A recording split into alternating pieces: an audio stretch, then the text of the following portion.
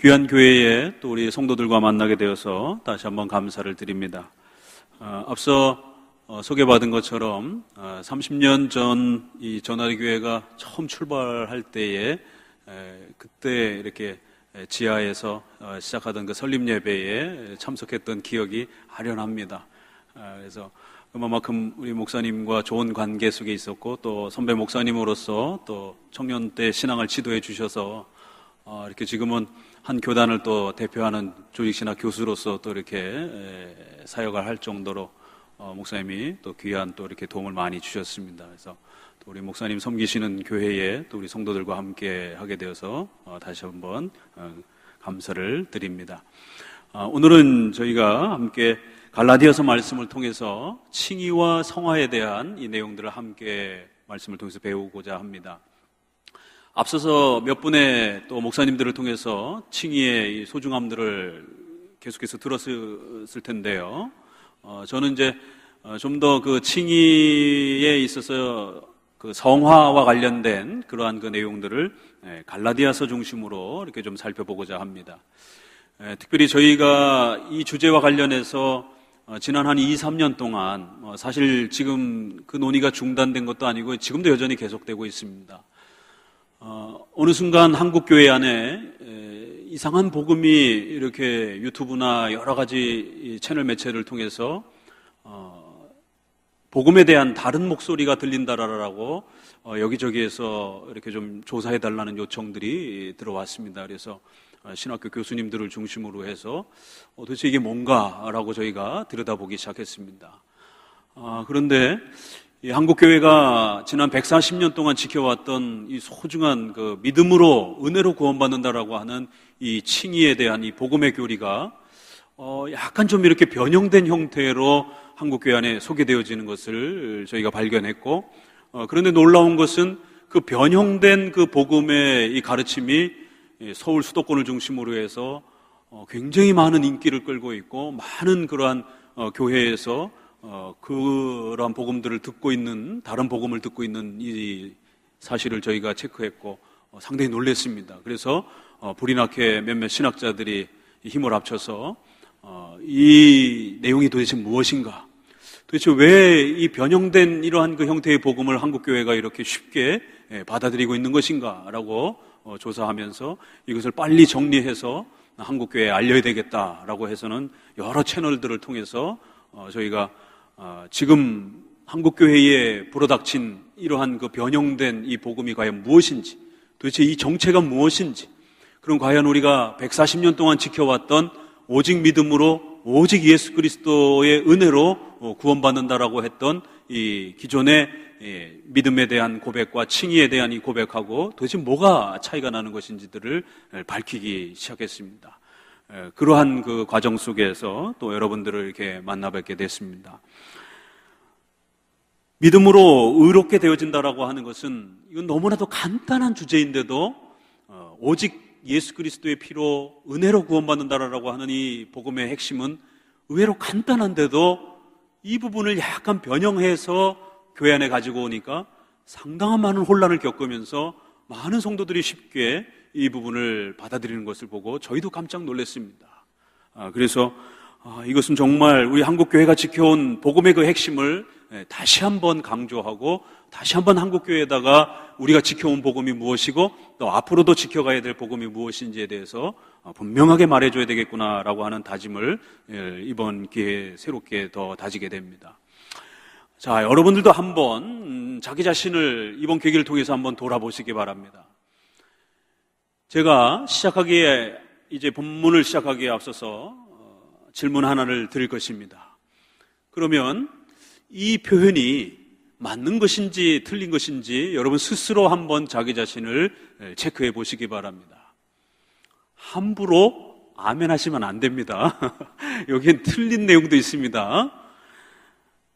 첫 번째는 사랑으로 역사하는 믿음입니다. 많이 들어본 그런 문장이죠. 두 번째, 이걸 살짝 바꿔봅니다. 사랑을 만드는 믿음. 틀린 것 같은가요? 맞는 것 같은가요? 약간 알쏭달쏭하죠? 자, 세 번째 또 묻습니다. 사랑에 의한 믿음. 몇 글자 안 바꿨습니다. 사랑에 의한 믿음. 마지막입니다. 사랑으로 인한 믿음. 목사님 다 비슷한데요. 다 맞는 것 같은데요. 도대체 어느 부분이 틀리고 뭐가 틀린 겁니까? 이제 신학자들은 이런 부분들을 연구해서 일선 목회자들에게 이제 그 자료들을 제공하는 것이죠. 왜냐하면 그 이상한 이제 신학자들이 바로 이런 문장들을 수정하고 섞어가면서 교계에다가 발표를 하게 되면 이런 부분들에 대한 정확한 정보가 없는 성도들이나 일선 교회들은 큰 혼선을 겪게 되는 것이에요. 두 개는 로마 카톨릭 구원관이고 두 개는 우리 정통 기독교 겁니다. 다 비슷하고 다 맞을 것 같은데 상당히 놀랍죠. 앞에 두 개는 저희 겁니다. 사랑으로 역사하는 믿음, 사랑을 만드는 믿음. 이건 저희 겁니다. 그러나 뒤에 두 개는 사랑에 의한 믿음, 사랑으로 인한 믿음. 우리 국어에 약간 차이가 있는데 이게 이제 중요한 문장의 차이가 나타납니다. 이런 부분들을 막 섞어가지고 예수님 믿고 구원받으세요 라고 던지면 이게 우리의 정통 기독교 말인지 로마 카톨릭의 구원관인지 굉장히 헷갈리는 것입니다. 왜 이토록 이 문제가 이렇게 심각하게 혼선을 일으켰느냐면 오늘 주제의 칭이라고 하는 하나는 믿음에 대한 문제예요. 하나는 사랑에 대한 문제입니다. 성도들의 착한 삶, 착한 행위, 이것을 오늘 질문으로 던졌던 표현 안에 믿음, 하나는 사랑, 사랑으로 역사하는 믿음, 사랑에 의한 믿음. 이 다 비슷한 말 같지만 앞에 말은 맞는 말이고 뒤에 말은 틀린 겁니다.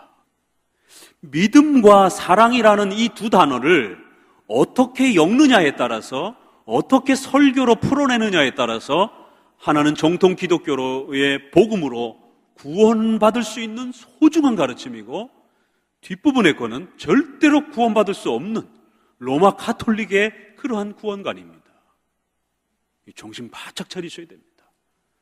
졸지 마시고 이거 정확하게 들으셔야 됩니다. 왜냐하면 이 단어 하나의 차이에 잘못 들었다가 하나는 구원받는 믿음이고 하나는 로마 카톨릭적인 중세 천년의 타락을 주도했던 그러한 잘못된 다른 복음입니다. 믿음과 사랑이라고 하는 이 두 단어는, 두 주제는 우리 기독교에 있어서 둘 다 중요합니다.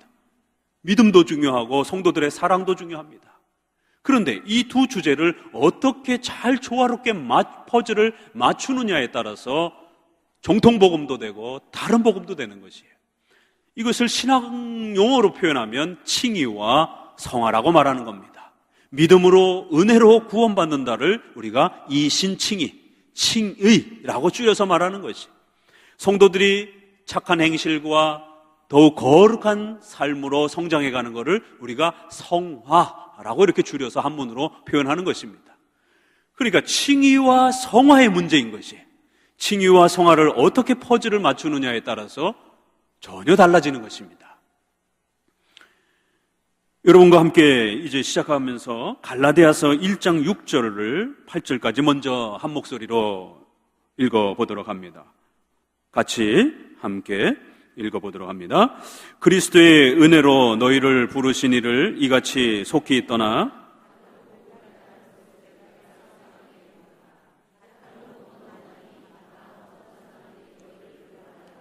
그리스도의 복음을 변하려 함이라.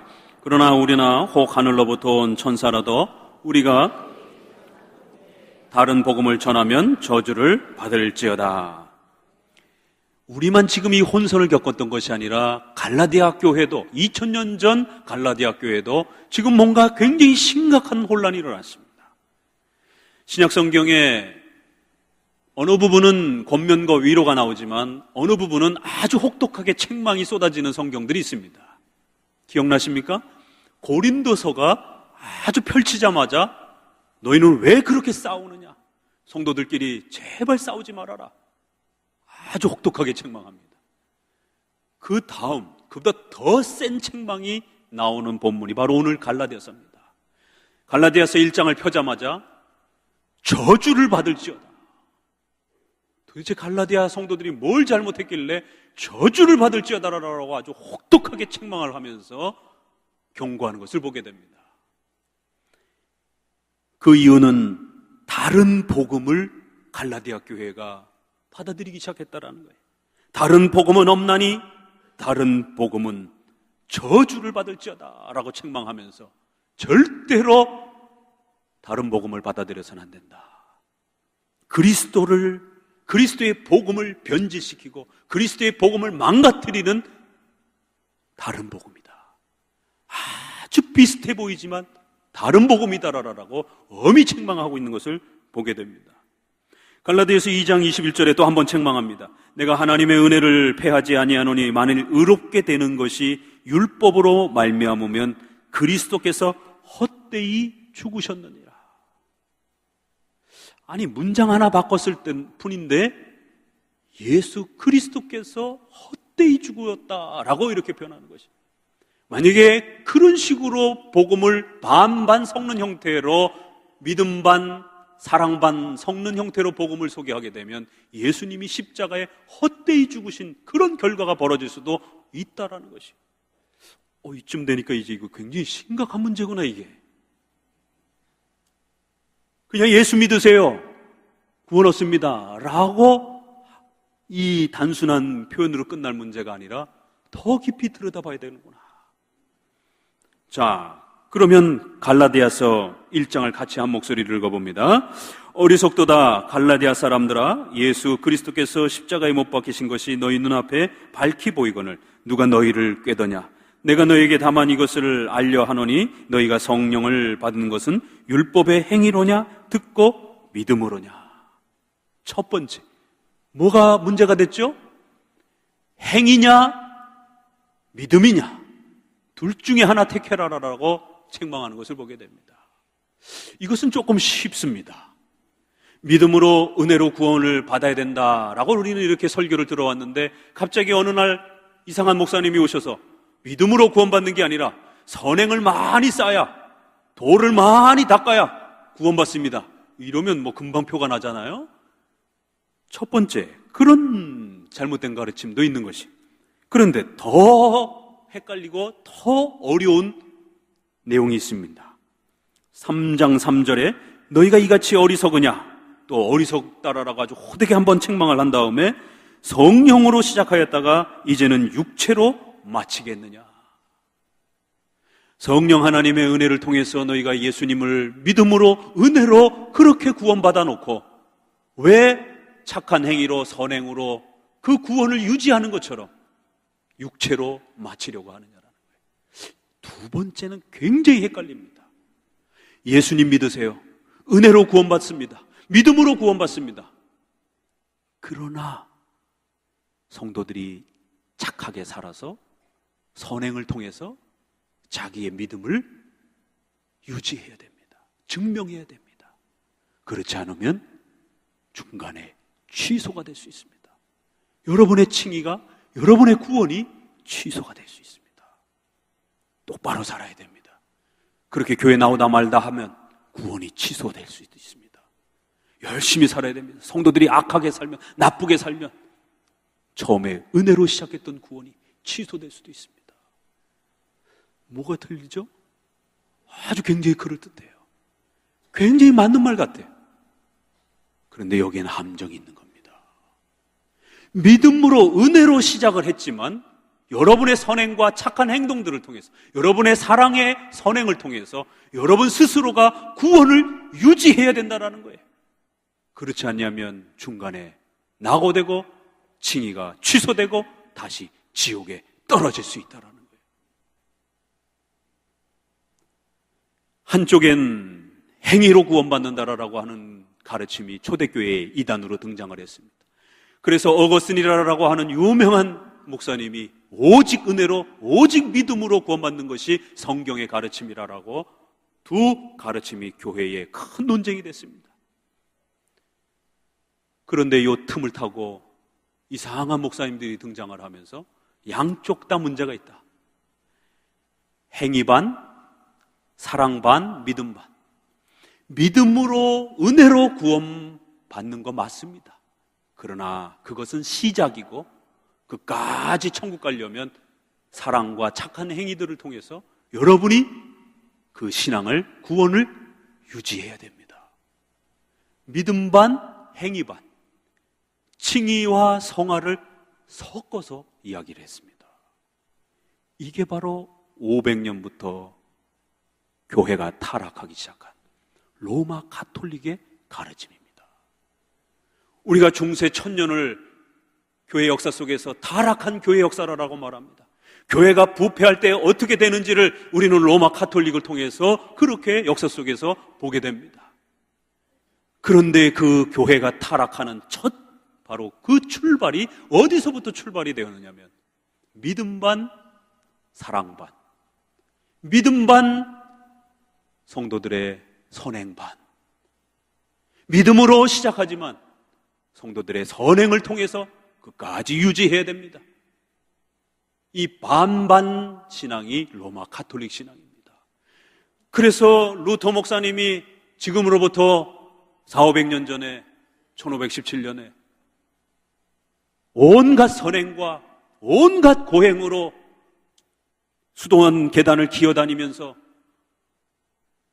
금식하고 고행하고 구제하고 온갖 착한 행동들을 통해서 자신의 죄의 용서를 받으려고 그렇게 노력한 것이. 그러던 어느 날 로마서 말씀을 읽다가 의인은 오직 믿음으로 말미암아 살리라라고 하는 그 말씀을 읽으면서 눈물을 흘리기 시작한 거예요. 아, 내가 잘못 믿었구나.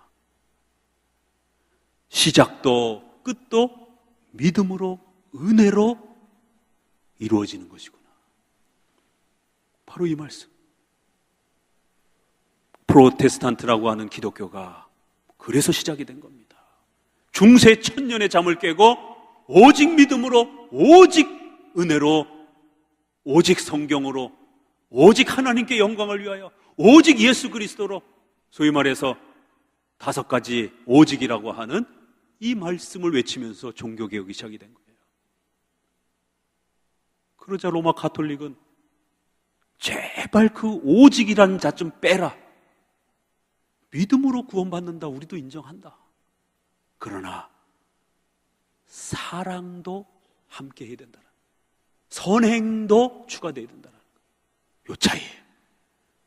종교개혁은 그렇게 말하지 말아라. 오직 믿음만 말해라. 로마 가톨릭은 성경, 우리도 하나님 말씀으로 믿는다. 그러나 교황의 말도 성경에 준하는 하나님의 말씀이다. 그 차이예요. 그래서 종교개혁가들은 그렇게 말하면 안 된다. 성경만 하나님의 말씀이다. 오직 예수 그리스도만이 구원의 길이다. 로마 가톨릭은 예수 그리스도가 구원의 길이다. 그러나 그 예수 그리스도에게로 가는 길은 너무 멀어서 교황과 마리아가 도와줘야 된다는 거예요. 이 오직 하나 차이예요. 바로 믿음도 마찬가지. 결국 로마 가톨릭은 종교개혁가들의 오직 믿음이라고 하는 이 설교를 비난하고 비판하면서 결국 가톨릭 교리의 성명서에 오직 믿음이라라고 고백하는 자들에게 저주가 있을지어다. 이게 가톨릭 교리입니다. 지금도 500년 동안 단 한 구절도, 단 한 문장도, 단 한 단어도 안 바뀌었습니다.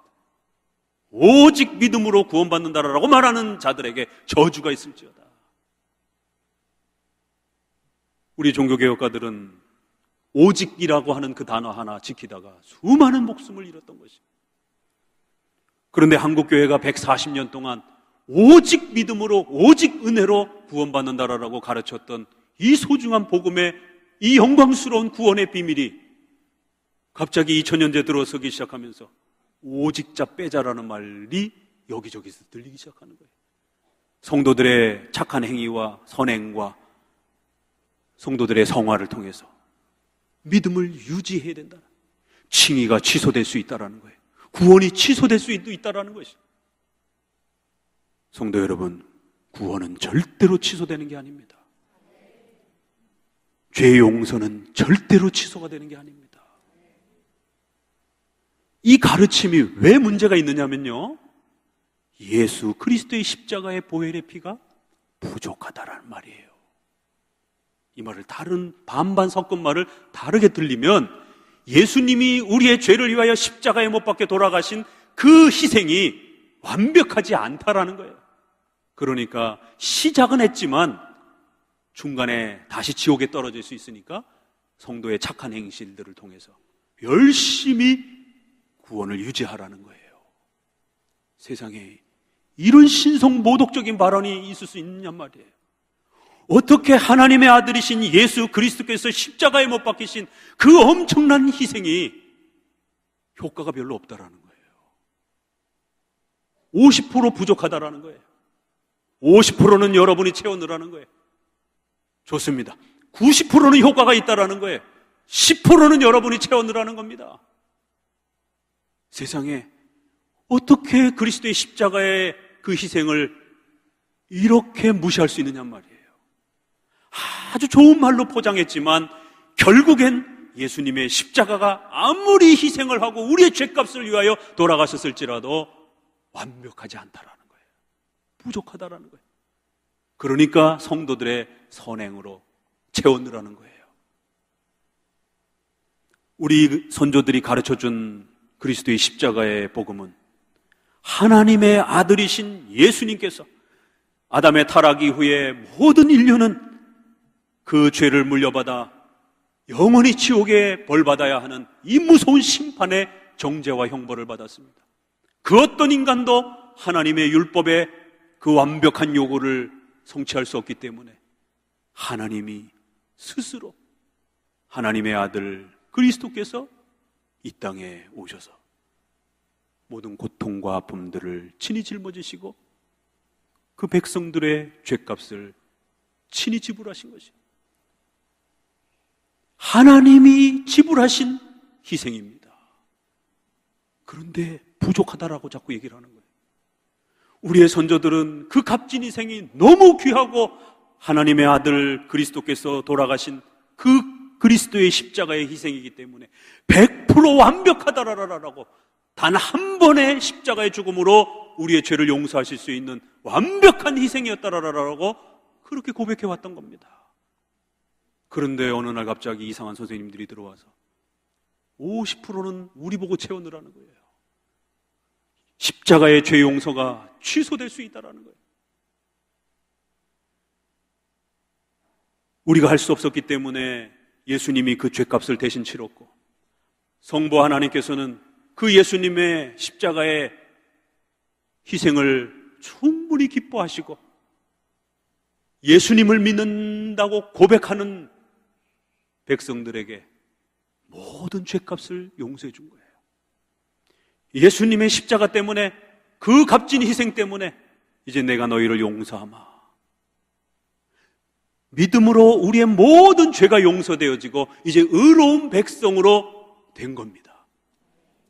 그렇게 하나님이 용서해 주시고 그렇게 의롭게 여겨주신 것이 이걸 우리가 칭의라고 말하는 겁니다. 하나님이 용서해 주셨어요. 취소될 수 있어요? 없어요? 취소될 수 없는 겁니다. 두 번째, 위험하고 심각한 내용이 나오는 거예요. 첫 번째는 예수님의 십자가가 가치가 떨어진다라고 얘기하는 말이 되는 겁니다. 두 번째, 그 십자가 때문에 하나님이 우리를 용서해 주셨는데 지난번에 내가 용서했는데 너 요즘에 사는 거 보니까 교회도 잘 안 나오고 신앙생활 똑바로 안 하고 착하게 안 살고 지난번 내 용서한 거 다시 취소해야 되겠어. 한 10%는 내가 취소할게. 하나님이 그럴 수 있냔 말이에요. 조금 또 열심히 선행하고 또 열심히 하니까 그래 이번엔 내가 용서해 줄게. 그런데 또 시들시들해져. 지난번 내 용서해 준 거 물러 취소. 도대체 그런 신을 우리가 믿을 수 있냔 말이에요. 이건 굉장히 신성모독적 발언입니다. 전능하시고 위대하신 하나님이 어떻게 이랬다 저랬다 할 수가 있느냔 말이에요. 예수 그리스도의 십자가의 피로 단 한 번 치러진 그 값진 희생이고, 또 그 희생 때문에 예수님 믿겠다고 고백한 그 성도들의 그 모든 죄를 하나님은 아낌없이 용서해 주신 것입니다. 요만큼 남은 게 아니에요.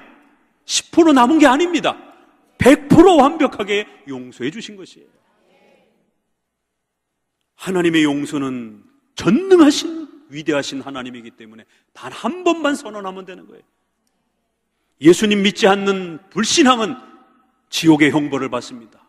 그러나 내가 죄인임을 깨닫고 교회 와서 설교를 듣고 성경 공부하면서 내가 죄인임을 알고 예수님이 우리의 죄를 위하여 십자가에 못 박혀 돌아가신 것을 알고 이제 내가 예수님을 믿고 싶습니다.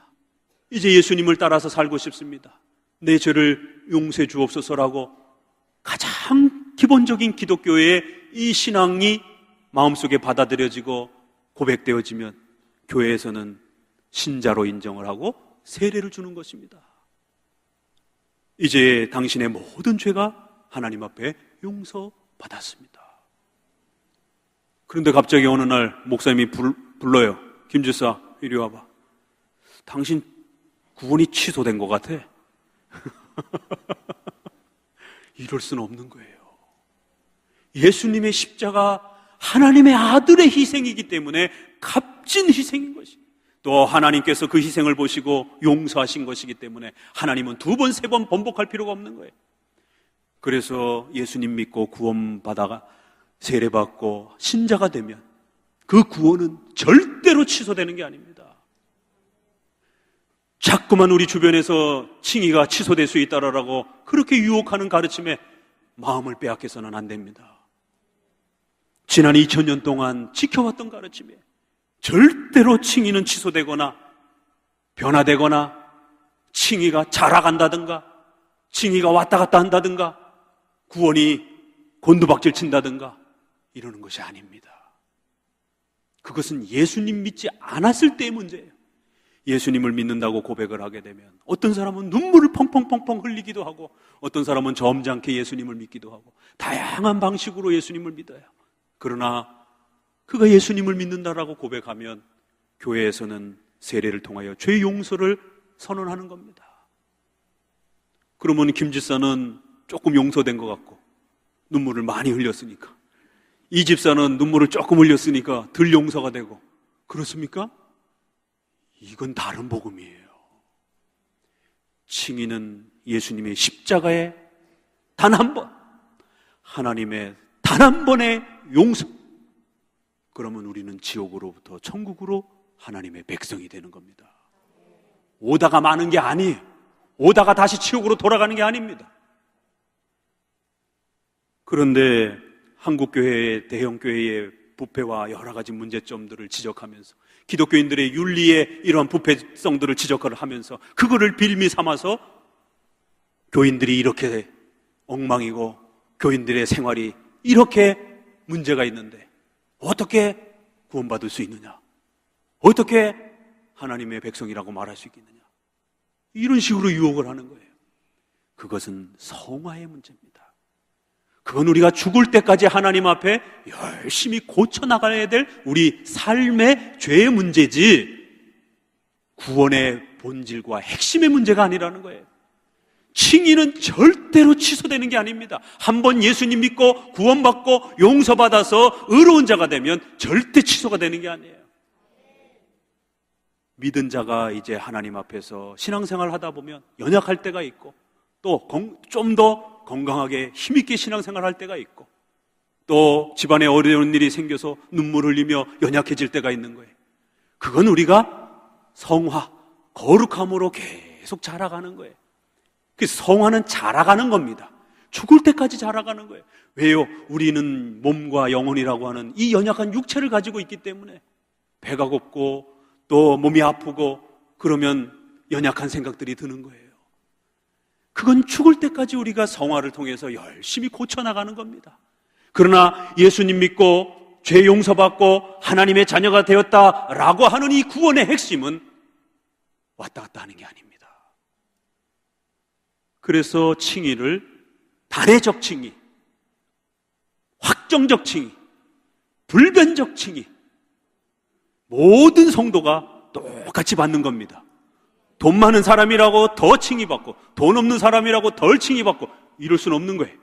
누구든지 예수 그리스도를 고백하면 100% 하나님의 자녀가 되는 거예요. 칭의는 평등하게 받는 겁니다.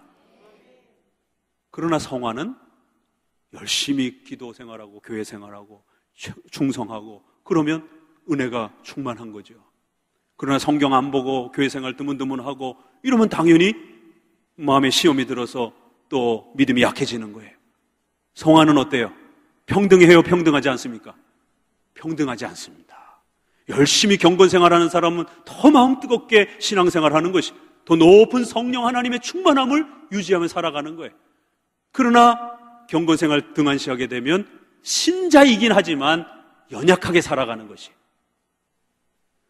칭의와 성화는 그런 차이가 있는 겁니다.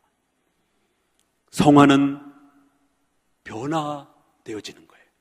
성화는 자라가는 겁니다. 성화는 확정되어 있지 않습니다. 성화는 끊임없이 움직이는 것이. 성화는 모두에게 똑같이 주어지는 게 아니에요.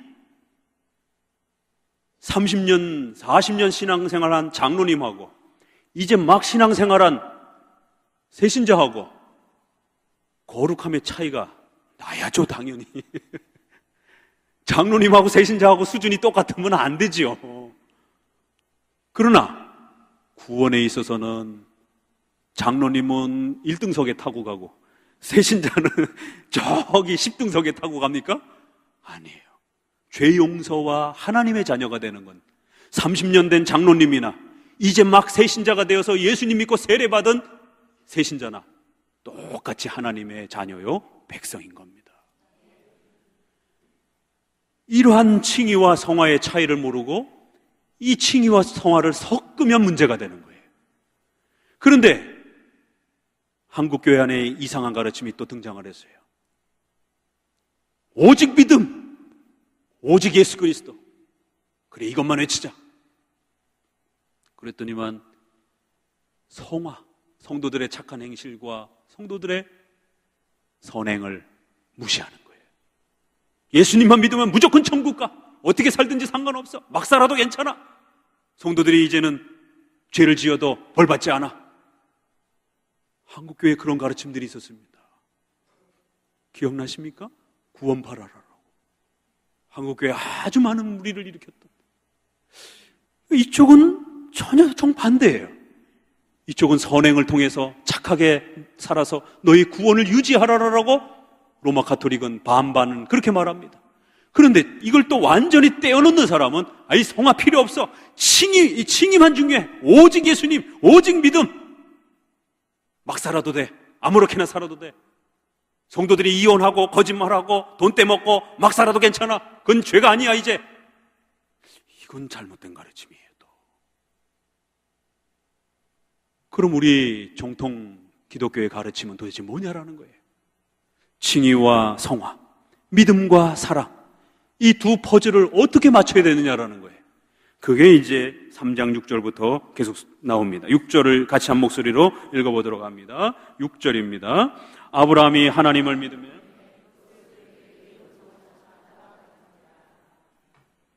7절도요. 그런즉 믿음으로 말미암아 또 하나님이 이방인을 믿음으로 말미암아 의로 정하실 것을 성경이 미리 알고 먼저 아브라함에게 복음을 전하되 모든 이방이 너를 인하여 복을 받으리라 하였으니 그러므로 믿음으로 말미암는 자는 믿음이 있는 아브라함과 함께 복을 받느니라. 갈라디아 교회가 복음의 개념이 깨져버렸어요. 그래서 바울이 급히 다시 진짜 복음이 무엇인지를 다시 가르치는 겁니다. 성도 여러분, 잘 들으세요 하면서 창세기로 가봅시다. 아브라함이 행위로 구원받았습니까? 믿음으로 구원받았습니까? 다시 묻는 거예요. 아브라함도 믿음으로 구원받았습니다. 구약에 아무리 짐승을 잡아서 피를 흘리고 할례를 통해서 하나님의 백성의 표시를 내고 이러한 외적인 표징들이 있었지만 그것은 보조수단이지, 구약의 백성들도 예수 그리스도께서 장차 이 땅에 오셔서 십자가에 피 흘리실 것을 믿음으로 구원받은 것입니다. 그래서 갈라디아서는 급히 아브라함을 소개하면서 아브라함이 하나님을 믿음에 그 믿음 때문에 의로운 자로 인정받았습니다. 구약도 믿음으로 구원받는 겁니다. 절대로 구약은 행위로 받는다라고 생각하면 안 되는 겁니다. 구약도 믿음으로, 아브라함, 다윗, 이삭 모두가 믿음으로 구원받은 것입니다. 오직 은혜로 구원받은 것입니다. 그럼 우리는요? 우린 이방인이잖아요. 그러니까 그 다음 구절에 나오는 거예요.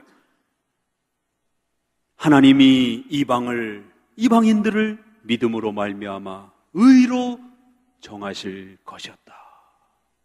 역시 우리도, 신약도 우리도 예수 그리스도의 십자가를 고백하면서 믿음으로, 은혜로 구원받는 것이다라는 거예요. 이것이 진짜 복음이라는 겁니다. 시작은 은혜로 했는데 끝은 우리의 선행으로 유지하는 게 아니라는 겁니다.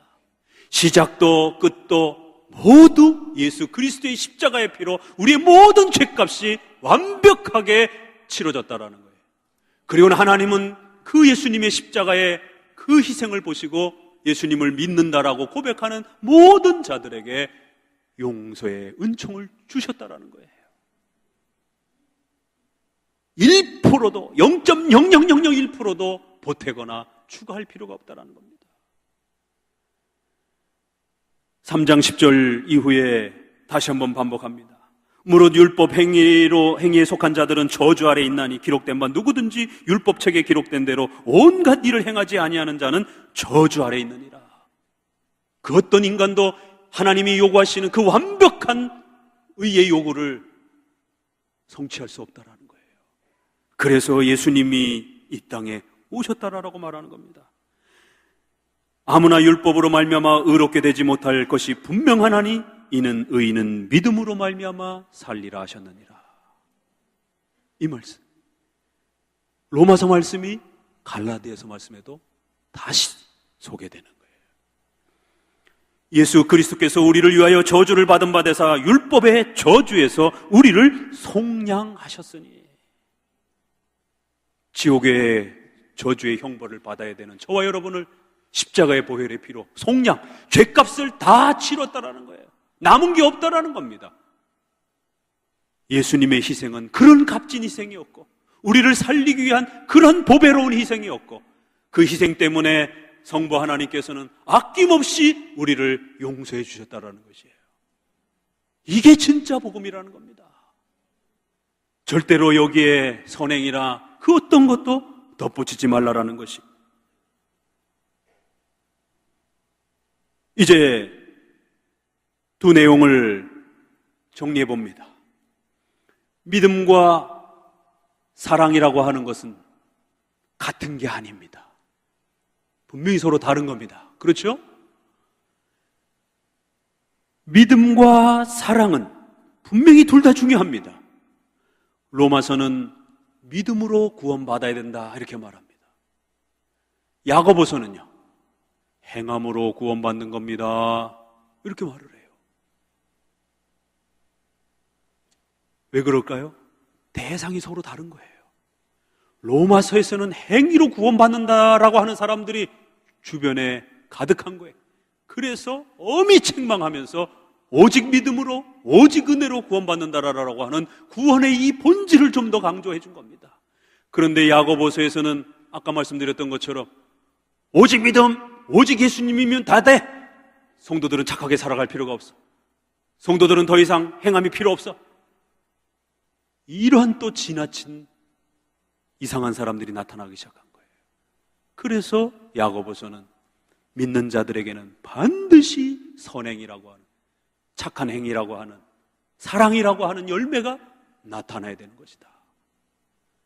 성도들에게 사랑을 강조하고 가르치지 않는 그러한 절반 복음은 잘못된 것이다라고 비판을 하는 겁니다. 로마서와 야고보서는 대상이 다릅니다. 그게 갈라디아서에는 한꺼번에 들어온 거예요. 그래서 앞부분에는 믿음으로 오직 은혜로 구원받는다라고 하는 이 귀한 복음의 핵심을 강력하게 소개를 해준 겁니다. 이제 사랑에 대한 강조가 5장 6절부터 나옵니다.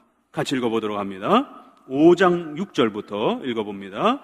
그리스도 예수 안에서 할례나 무할례가 효력이 없되 사랑으로서 역사하는 믿음뿐이니라. 22절 오직 성령의 열매는 사랑과 희락과 화평과 오래 참음과 자비와 양성과 충성과 온유와 절제니 이 같은 것을 금지할 법이 없느니라. 5장 이후로는 본격적으로 무슨 얘기를 하죠? 열심히 착하게 살아야 된다는 거예요. 성도들은 최선을 다해서 착하게 살아야 된다는 거예요. 왜요? 우리 주변에 있는 사람들이 우리 때문에, 너 때문에 교회 나가기 싫어. 하나님은 좋은 것 같은데 너 때문에 교회 나가기 싫어. 가족들 중에 형 때문에, 누나 때문에, 동생 때문에, 엄마 때문에 교회 가기 싫어. 자칫 잘못하면 우리의 악한 행동과 우리의 나쁜 행동 때문에 전도가 막히는 거예요. 복음이 막히는 거예요. 교회가 욕을 먹는 거예요. 예수 그리스도와 하나님의 이름이 가리워지는 것이에요. 성도들의 착한 행실과 열매들은 이처럼 복음의 귀한 증거요 전도의 수단이 됩니다. 먹든지 마시든지 무엇을 하든지 하나님의 영광을 위해서 살아가라. 왜? 우리 성도들의 이제 행동 하나하나가 저 크리스찬들이야, 기독교인들이야, 모든 세상 사람들이 바라보게 되는 그러한 등불처럼 빛처럼 주목을 받게 된단 말이에요. 기독교인이 어디 가서 잘못 행동하잖아요? 그럼 저 김 씨가 저거 나쁘네, 이렇게 욕 안 해요. 저 전하리 교회 김 집사래, 이렇게 욕을 하는 것이죠. 성도들의 착한 행실은 비록 구원의 원인은 아닙니다. 칭의의 원인은 아닙니다. 칭의의 원인은 오직 예수 그리스도의 보혈의 피예요. 그러나 성도들의 착한 행실과 성도들의 착한 마음과 성도들의 올바른 기독교 윤리와 선행들은 교회를 건강하게 만들고 우리 성도들의 빛과 소금의 역할을 감당케 해주고 전도의 문을 열어주고 하나님의 영광을 드러내는 귀한 수단이 된단 말이에요. 사랑은 열매인 겁니다. 믿음은 구원의 힘인 원인인 거예요. 그럼 순서가 어떻게 와야 되죠? 믿음이 앞서가는 겁니다. 사랑은 뒤따라가는 거예요. 둘이 같은 게 아닙니다. 둘을 떼어놓아도 안 돼요. 둘은 반드시 동전의 양면처럼 같이 있어야 됩니다.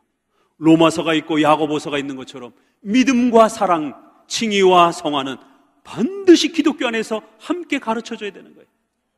그러나 우선순위가 있습니다.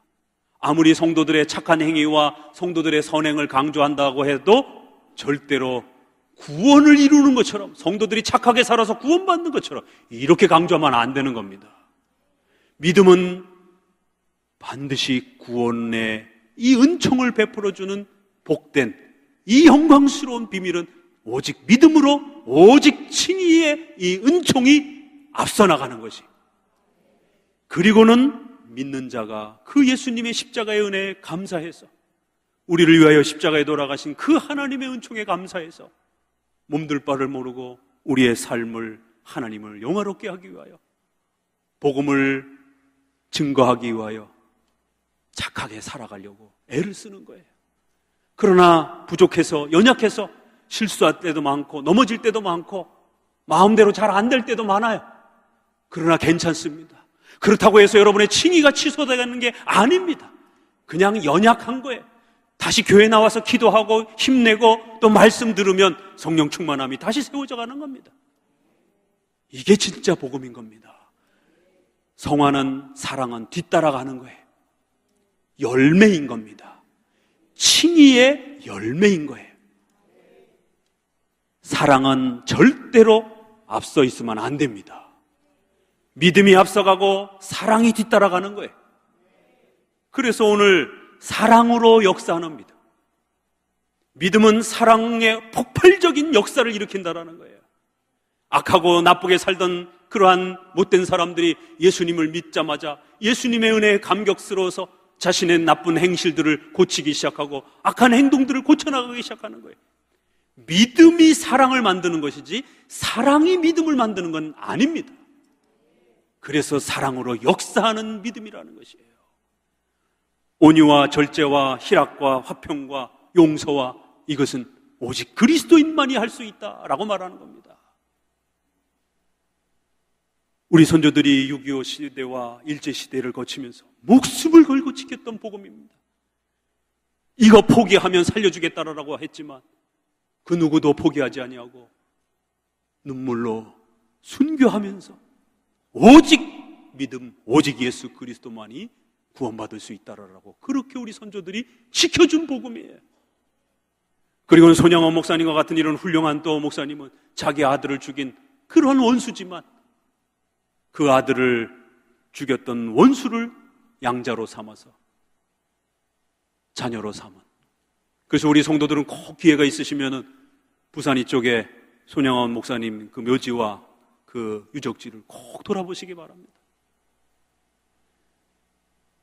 믿음의 힘이 원수조차도 용서해내는 사랑의 열매를 맺어준 겁니다.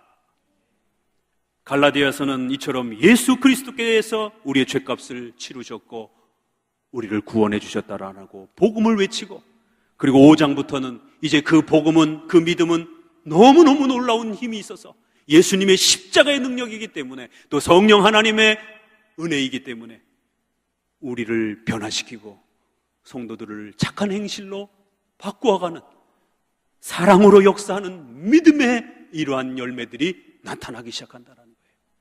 그 믿음의 열매가 무엇이냐면 그 유명한 9가지 성령의 열매가 갈라디아서에 나오는 겁니다.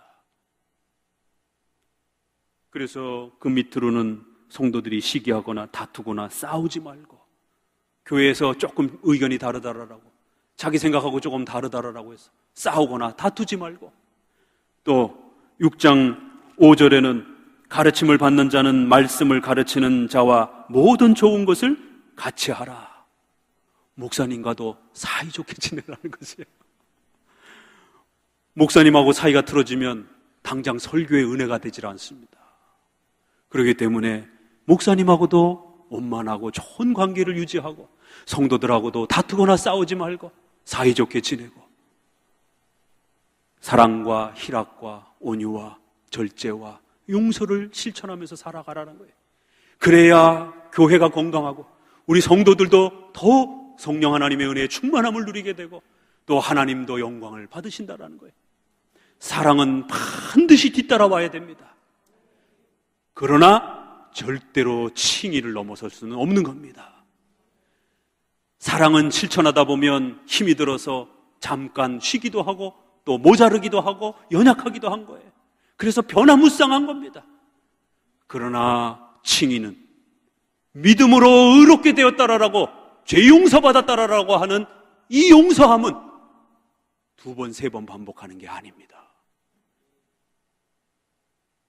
첫 신앙 고백에 그 죄 용서함을 통해서 세례받으면서 그렇게 감격스럽게 신자가 되었던 그 믿음의 칭의는 죽을 때까지 변하는 게 아니에요.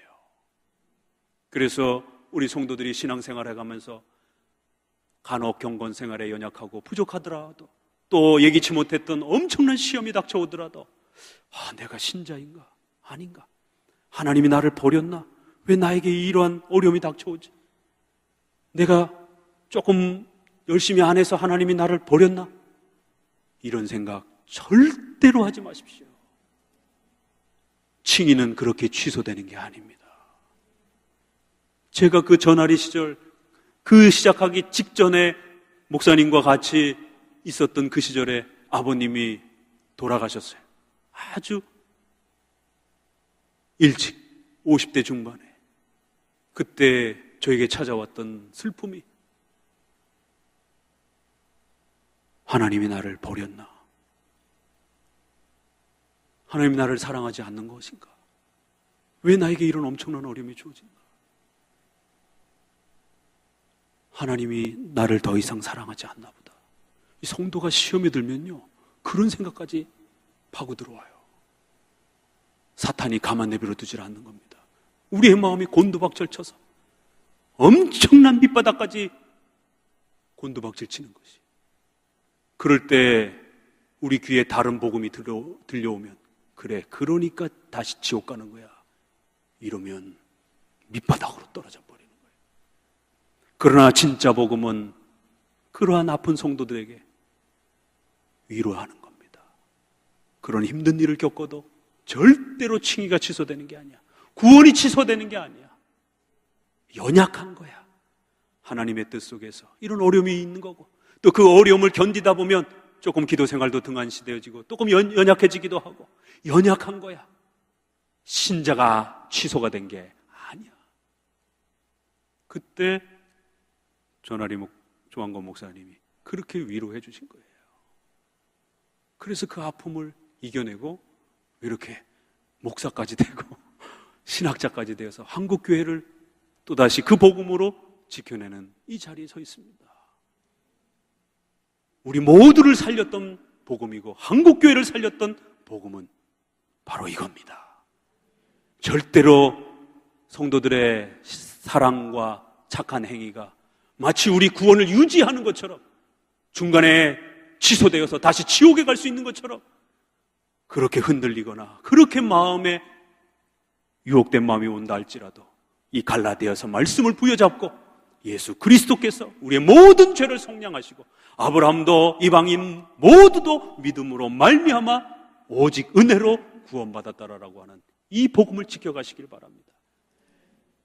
우리 선조들이 140년 동안 물려준 거고, 이제 앞으로 우리도 우리 자손들에게 물려줘야 될 복음입니다. 우리 자손들이 이 복음 모르면 구원의 복음이 없는 겁니다. 다른 복음으로는 구원할 수 없는 것입니다. 오직 믿음으로, 오직 예수 그리스도로만으로 이 진짜 복음만이 우리의 가족과 자손들, 또 그 자손들까지 하나님의 자녀의 백성으로 초대할 수 있는 진짜 복음인 것이에요. 오늘 우리 성도들과 함께 갈라디아서 말씀을 마음에 새기면서 우리 주님께서 베푸신 이 구원의 은총과 복음이 얼마나 복되고 값진 것인지를 마음껏 누리시고 또 평생 간직해 가시기를 주님의 말씀으로 축원합니다. 기도합니다. 하나님, 오늘 믿음의 이 소중한 은혜를 다시 한번 배웁니다. 칭의와 성화의 이 차이들을 잘 구별하며 또 이 복음의 소중한 가치들을 우리가 평생토록 잘 간직하며 살게 해 주시옵소서. 그래야 구원의 이 은총들을 마음껏 평생토록 누릴 수 있는 우리 성도들 되게 주옵소서. 예수님의 이름으로 기도합니다.